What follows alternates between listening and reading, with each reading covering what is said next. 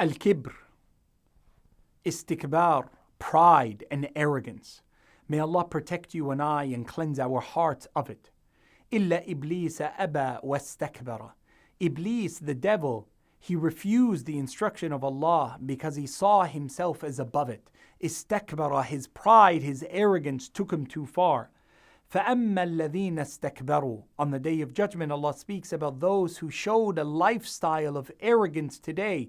Then their recompense will be a fateful, horrible, may Allah protect us, this evil end. Allahumma ameen. May we be protected from it, Ya Arhamar Rahimeen. Arrogance is a hallmark of anyone who crosses the boundaries that they know they should not cross.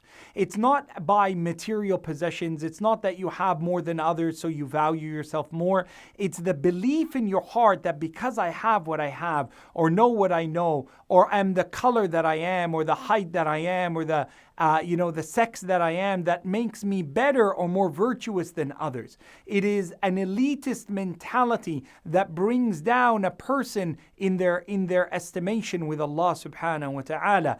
All of us are from Adam, and Adam was from dust. The Prophet sallallahu alaihi wasallam was the one who had the most right to show that he was upper and uppity above others. But he was not as such, sallallahu alayhi wasallam. He was seen as the one, tawada'a lillah, who humbled himself to Allah. In the hadith of Imam Muslim, man tawada'a lillahi rafa'a, the one who is humble before God, even though they have reason to be proud, reason to elevate themselves. The one who lowers themselves in the sight of God subhanahu wa ta'ala, Allah will be the one who elevates them.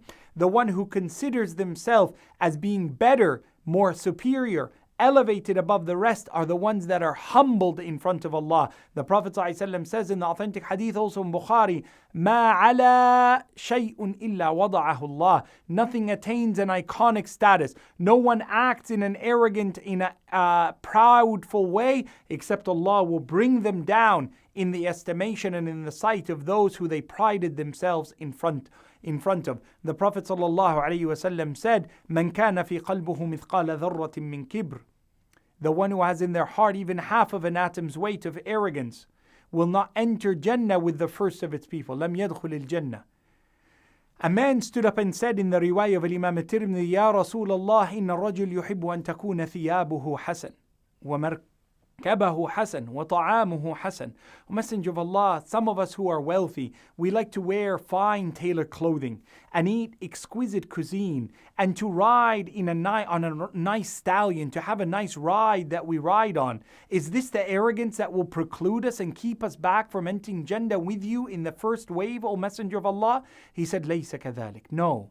Al-kibr بَطَرُ الْحَقِّ وَغَمْدُ النَّاسِ. The arrogance I speak about is that you look down at the one who brought information to you on account of their status. You said, you're younger than me. What do you know? What makes you think you know better than me? You judge the truth of what someone brought on account of who they are, not on account of what they said. Number two is that what you have makes you think better of yourself than others who do not have what you have. And therefore you consider yourself in a condescending capacity as being better than others, not for your connection with Allah, but for material things that were blessed for you by Allah subhanahu wa ta'ala. May Allah remove arrogance and pride from our heart and save us from the most proud shaitan in entering into our hearts and influencing us into sins. Allahumma ameen.